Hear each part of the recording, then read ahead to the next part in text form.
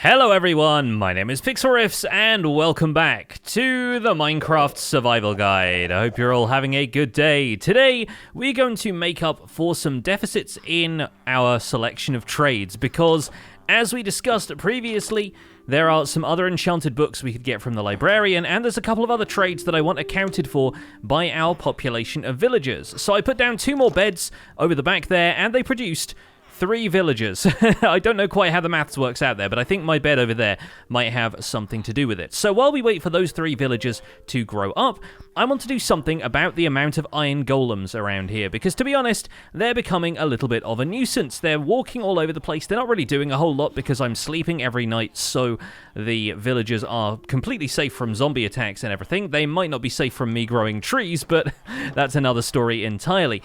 So I want to do something about the iron golems around here. And while we're not going to turn this place into an iron golem farm quite yet, we are going to get rid of a couple of them. Well, the good news is this can be done in a relatively peaceful manner, because iron golems can be led around on leads, and I believe I stashed a few of the campfires that I traded from one of the traders. I think it was the fisherman who sells us campfires now, and we're going to just craft a couple of quick fences to fence off an area with campfires that we can lead the iron golems into. I have a ton of wood left over in here from trades with the Fletcher. Let's throw down a crafting table somewhere around here. We've got one here already, and we'll turn all of these into a bunch of spruce fences that we can put around a 3x3 area. Let's say we'll do that over here, but we're going to do that 1 block away from the ridge of dirt that we're standing on right now, because if the fence was all the way up to the edge here, villagers would be able to just walk over and into this area, which I don't want because I'm not really out to kill any of the villagers around here. We just want the iron golems out of the way. In fact, that needs to be 1 block deeper, so it's going to connect to the side of the house like that, just so that we can put a campfire in the middle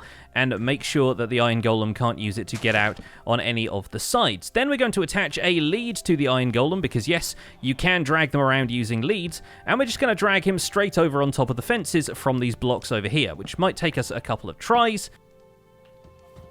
But once he ends up in the middle of here, he's going to end up directly on top of the campfire. We can detach the lead, we'll put the fences in around here, and the iron golem will start to take damage. Now, this feels kind of brutal to do, I understand, but the iron golems around here are just going to be spawned over and over again by villagers. And so the reason they do this is because the iron golems are here for their protection, so they will spawn them occasionally, but then the iron golems wander off. And once they wander outside of the range in which a villager will detect an iron golem being present, the villagers go, hang on a minute, wasn't there an iron golem here? Weird. It must have been killed. Let's make another one. And so they just keep making iron golems that keep wandering off around the perimeters of the village. The thing worth knowing about iron golems is that they will produce iron and poppies, actually, when killed. And so we can actually collect this iron and maybe even trade it back to the villagers if they want to use it to make more iron golems or whatever it is they do with the iron that we trade them. Or you could save that iron yourself and put it towards things like hoppers and, you know, the redstone components and blocks and whatnot that need iron as a component. So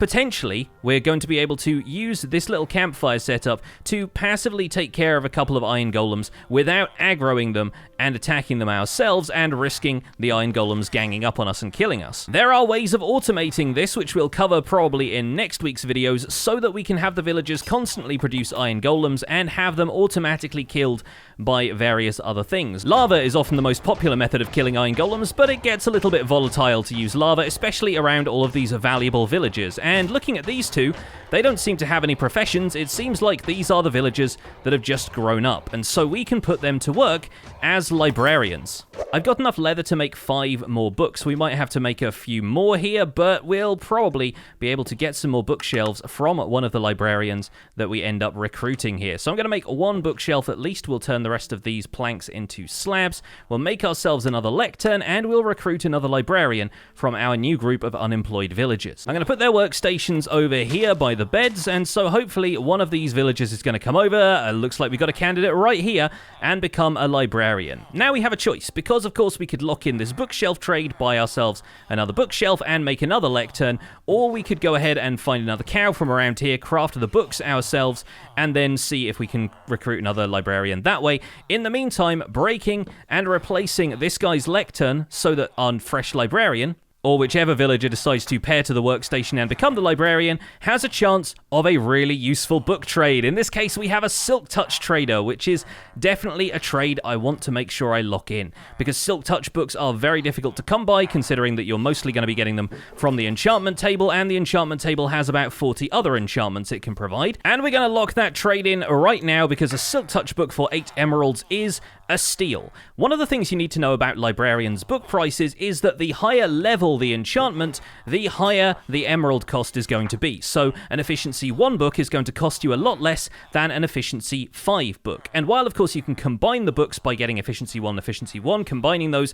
to make Efficiency 2, and continuing until you have an Efficiency 5 book, that's a lot of levels that you've just spent combining those things in an anvil. Whereas if you spend a lot of emeralds up front with a librarian who has an Efficiency 5 book trade, that's a lot less combining you have to do, and more levels you can save towards just putting that on a tool to begin with.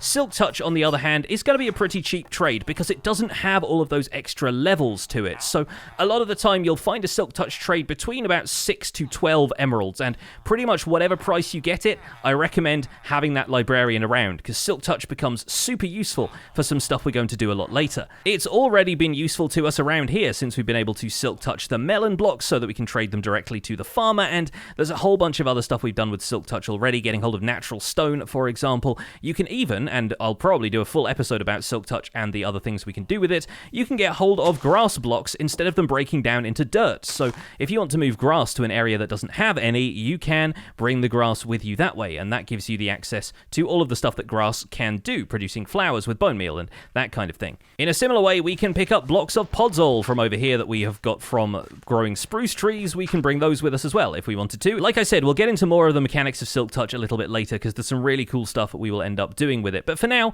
I think it's probably time for us to recruit another librarian, because we can't guarantee now that the rest of these librarians' trades will come up with any of the books we want. Once he's locked in, there's no way to re-roll the trades later in his profession, and so I think I'm going to go and kill a couple of cows, and we're going to craft ourselves another bookshelf after all. Killing just 2 cows actually gave us enough leather for 5 more books, so I'm going to craft a bunch more paper here, and we're going to be able to make 2 bookshelves, which is kind of ideal, actually, because we have 2 remaining villagers who are currently unemployed, and I think we'll make lecterns for both of them so that they can get us one specific book trade, and I think a few of you probably know what this is already. Let's put our other 2 lecterns down here so that we know which one is which, and then our other 2 unemployed villagers should wander over. I think this is them, actually, and they'll both become librarians. We're looking for one that's going to trade us a mending book. And it looks like this one has Efficiency 5. There we go, that's what I was talking about. And our other friend over here has Mending on a first trade. Incredible. That's such a good piece of luck. All right, well, we're going to roll with that, even though it costs 18 emeralds, which is pretty steep for one of these trades. Like I said, Mending doesn't have any additional levels. What a piece of luck to get Mending from our first trade. My luck is finally turning around. Let's see if we can get some more sticks to trade with the Fletcher so I can build up my supply of emeralds. I have a few in reserve, but I just want to make sure that I can get this mending trade locked in really quickly. I'm not even going to trade for the mending book itself. Where is our friend, the other librarian, got to? I'm not even going to trade for the mending book itself yet. I'm just going to trade for that bookshelf, and that's going to lock it in so that that mending trade will stay there permanently. And the other guy, even though he has an Efficiency 5 trade, I'm probably going to get rid of that lectern because I want this guy to be a different profession entirely. Now that we have mending here, I want to make sure that we can get the full set of diamond tools from the Toolsmith. And this Toolsmith, unfortunately, has some overlaps with one of the other professions. He's selling axes, but so is the weaponsmith. And the weaponsmith will only sell us axes or swords, whereas the Toolsmith has the potential to sell us a diamond hoe and a diamond shovel, which would mean we never have to craft any of our diamonds into tools again as long as this guy stays alive. So we're going to craft ourselves another smithing table over here, and unfortunately this is where a bit of the luck of the draw comes in, because this last unemployed villager is going to become another toolsmith, but we don't know for certain that he's going to be able to trade us some of the tools that we want further down the line. So it's a bit of a gamble at this point. We're not certain what his later trades are going to be. We'll just have to open up his trades moving him up through the professions until he becomes the trader we're looking for. And if he doesn't, we'll have to breed another villager and recruit another toolsmith to see if that one has what we want as well. Librarians happen to be a really neat exception to that idea, the fact that you're going to get better stuff the further down the trading ladder you go, because their first book trade, which they will typically have, either that or a paper and a bookshelf trade, their first book trade can be basically anything. And if we hadn't got Mending that quickly, we would have had to break and replace the lectern over and over again until we got a villager who traded us a Mending book. And we could of course have continued to do that until we got a cheaper Mending book trade, but who knows how long that would have taken. To be honest, I've been without Mending for long enough on pretty much all of my tools except for the fishing rods that I'm happy enough to see Mending that I'll pay basically any price for it at this stage. So I've broken down the last of my coal blocks into coal items, so we can hopefully trade a decent amount of those with the toolsmith here to get him out of novice stage. Let's see what he ends up with as we progress through the ranks. And before you ask, yes, I am trading him the pieces of the iron golems I'm burning up on the campfire. Naturally though, I am doing that because I want the rest of the village to be safe, and that might be a bit of a weird idea, but I don't want to do any caving around here because it risks getting to nighttime without me being in the area to sleep, or without me realizing that I needed to sleep, and that way mobs could spawn on the surface or a zombie siege could start with a village of this population, and I'd come back and all of my villagers would be dead or burning in the sunlight as zombie villagers. So I'd really rather that didn't happen, and yeah, it looks like the villagers have spawned another iron golem while they've been around here because all of their other iron golems have mysteriously disappeared, and they've gone ahead and spawned him in a tree, so they're no better than I am really. But we don't have to rely on just getting the iron from these golems. We could return to the surroundings of the savannah here and go looking for some more iron like we did the other day, provided that we get at least 128 blocks away from the village, because that will guarantee that no monsters will spawn around the perimeter of the village while we are caving for iron below the surface. And if you're not sure how far 128 blocks is, just make sure the village is out of render distance and you'll usually be okay. Now let's find a cave and go get some iron. Down here under the jungle seems like as good a place as any, and remind me to pick up some of these melons on the way back. This is looking like another outpost of our dripstone cave actually, so we'll have to tread somewhat carefully. Is there an abandoned mineshaft in here as well? Incredible. Okay, let's grab ourselves some fortuned iron because we'll just need enough to smelt up at the blast furnace. If you're looking for the best places to find iron underground, you're going to find the best concentration of it about 16 blocks above where the world starts turning into deep slate. So at Y16 or thereabouts is usually a pretty good place to grab some iron ore. Although I find it hard to resist the lure of an abandoned mineshaft or a spawner, although this case it's just some more spiders, so we've got one of these already. A little bit of iron in the chest though, can't go wrong with that. Oh, I love it when you get a cave like this where there's a ravine or a large open area with the abandoned mineshaft crisscrossing an area like this. That's super cool. Again, this dripstone cave environment, gorgeous. We have to come back and do something with this in future. But for now, we've got about a stack of raw iron and enough coal that we can smelt it in the blast furnace. It's probably time to head home. But no, I didn't forget. We're taking the melons with us.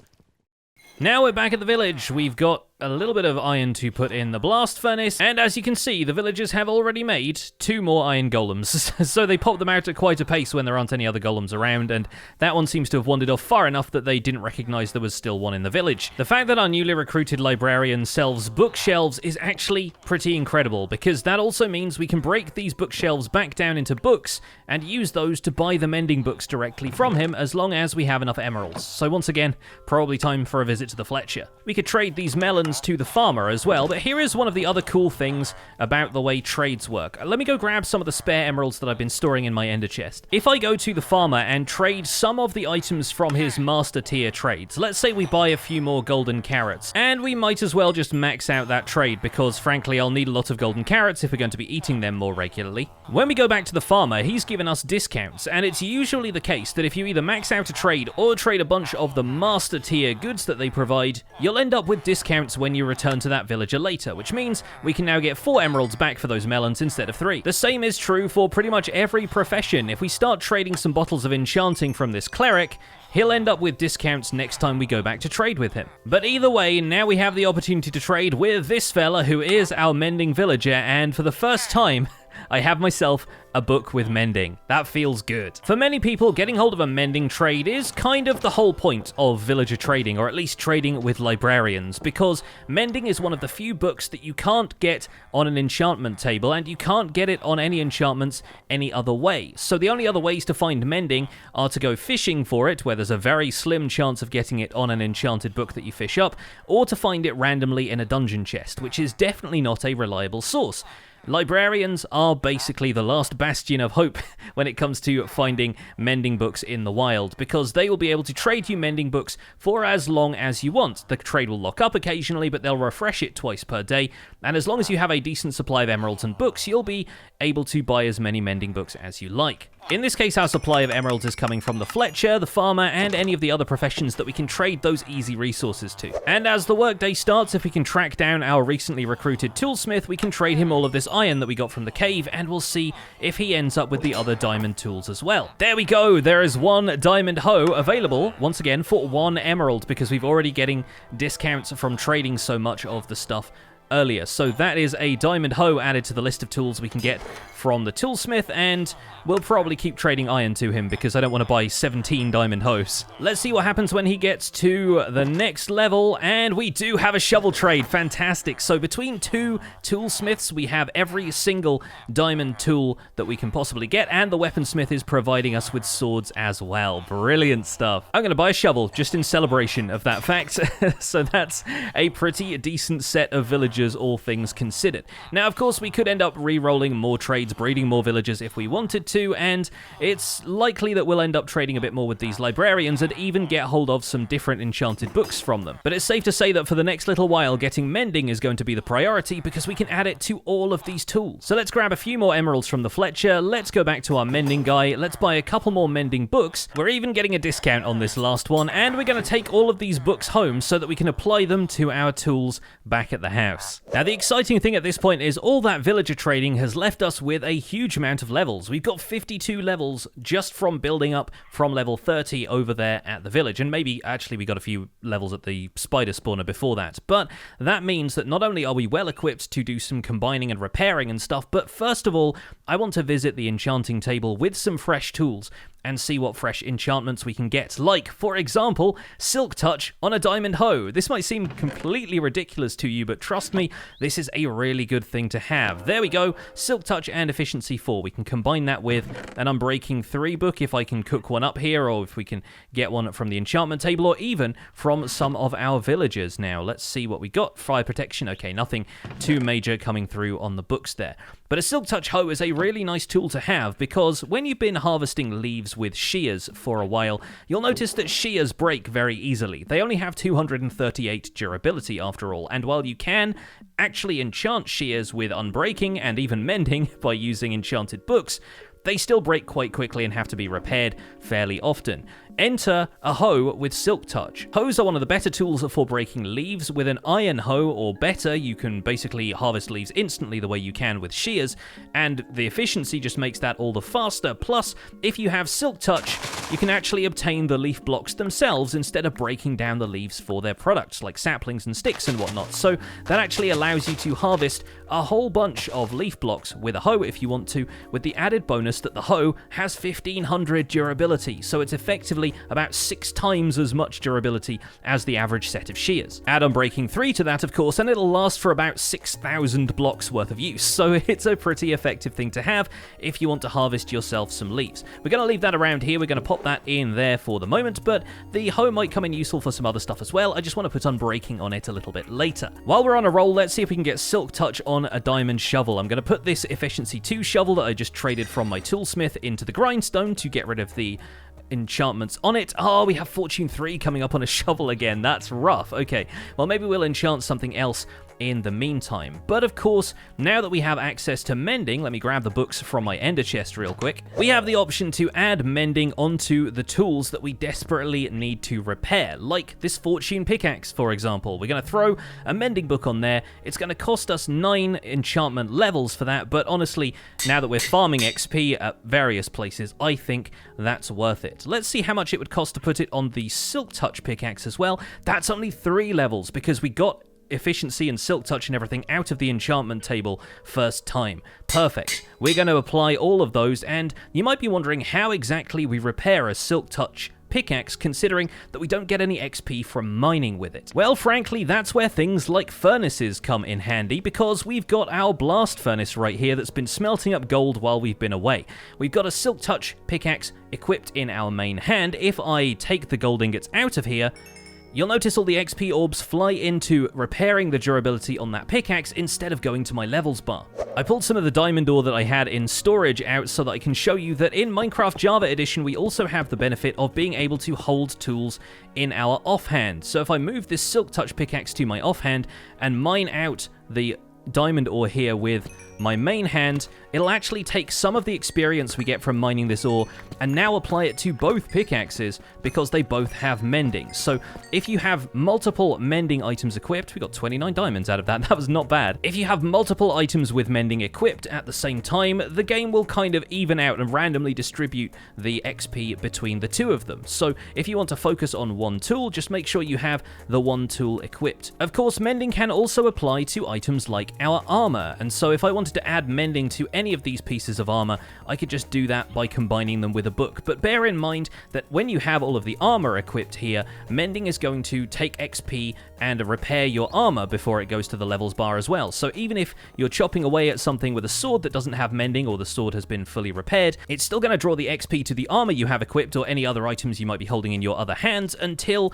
those items have been fully repaired and their durability is back to normal, and after that point, you'll find that the XP gets transferred to your levels bar again. So while naturally mining with Silk Touch isn't going to get you the XP from the items as you mine them, basically anything else that earns you XP orbs will allow you to mend those Silk Touch tools. So if I throw these bottles of enchanting over there, and the XP orbs just hang out on the ground until I walk towards them, I can walk towards them holding my Silk Touch pickaxe, and that ends up mending the tool a little bit more. Another no-brainer for applying mending is going to be this sword, because while it's a little bit expensive to do that, it's going to cost us 17 levels to do that, so I might do that once I've done a little bit more enchanting here. Adding mending to this long list of stuff is going to be the perfect thing, because that sword will then basically never break. Anytime you attack something with a sword, you're pretty much going to get XP out of it, so swords can be mended very, very easily. I think I'm going to get a low-level enchantment on this shovel, disenchant that, and see if I get anything better out of that. There we go, a little bit more XP for us, and Efficiency 4 is coming up right now. There we go, we got a Silk Touch. I was hoping that we'd get an Efficiency 4 and Unbreaking 3 shovel so I could add Silk Touch on using the books we're now trading, but that's even better. That actually leaves Silk Touch available to go on this axe. I love an axe with Silk Touch. You can do a bunch of cool stuff with that, so we're going to add Silk Touch to this as well, and there goes my anvil. Oh dear. Well, unfortunately, anvils do break occasionally after a few uses, but we have plenty of iron here in storage, so I can make myself another anvil very easily wherever the iron blocks have gone. I think we are going to add mending to the sword. While I've got a bunch of levels, we might as well, and I can always go and get those levels back by killing stuff with this sword at one of our spawners. So here we are back at the cave spider. Whoa. Should probably have put in a staircase. So here we are back at the cave spider spawners. Yeah, I think I'll probably leave that in. I'm going to switch off both of the lights in the spawners, so we should get plenty of cave spiders spawning, and once they all start to come up in here, we can use the XP from these cave spiders to repair basically half of the tools that I have on me now. And if I step up onto here and collect all that XP, there it goes, all going into the sword, and the sword is almost fully repaired now. After that point, I can put the fortune pickaxe into my offhand and start working on repairing that, or even hold both pickaxes as I collect the XP, and it kind of juggles between the two. And within just a few short minutes, I've turned the lamps back on inside the spawners because we are basically all done here. I've just got a little bit of durability left to go. There we are, and we're back to full durability on both my pickaxes. The sword is also looking good, and we could even mend a couple of other things if we'd brought enough mending books with us. Sadly, the bow is the only one that won't have mending on it, ultimately because you can't have mending and infinity on the same bow. However, bows are nice and easy to repair because all they cost is 3 sticks and 3 string. We could craft another one if we needed to. And in the meantime, the spider spawner has allowed me to get a whole bunch of string and even a little bit of bone meal from the fish, actually, which is quite funny. Let's parcel up all of this string. We'll probably leave the bone meal down here, and I'm going to fill up the rest of the slots in here with string so that the string automatically sorts itself into those spaces of the chest when the new drops come in. You can see we've been getting a lot of spider eyes from this as well. And now all we need to do is head back over to the village and we can trade all this string to the Fletcher. And I don't even care if it's raining, so the sky over the savannah is looking gloomy. The future is a lot brighter. The Fletcher is now going to give us a whole bunch of emeralds for the string. We can also trade those with the fisherman, and yeah, it looks like we can probably sleep away the rain at last. But yes, villager trading is yet another way we can get hold of XP if we want to mend some of those more tricky to mend tools, and it looks like we're gonna get loads of levels from doing this. All the while earning us emeralds that we can use to buy a few more mending books. So I think we're probably gonna wrap up this episode here. We are not done with Village Week quite yet, because there are some very important things we can discover in the next episode, which may change the way we look at these villages more permanently. But that's gonna be it from me for today. Thank you so much for watching this episode of the Minecraft Survival Guide. My name has been Pixlriffs. Don't forget to leave a like on this episode if you enjoyed it, subscribe if you want to see more, and I'll see you folks soon. Take care. Bye for now.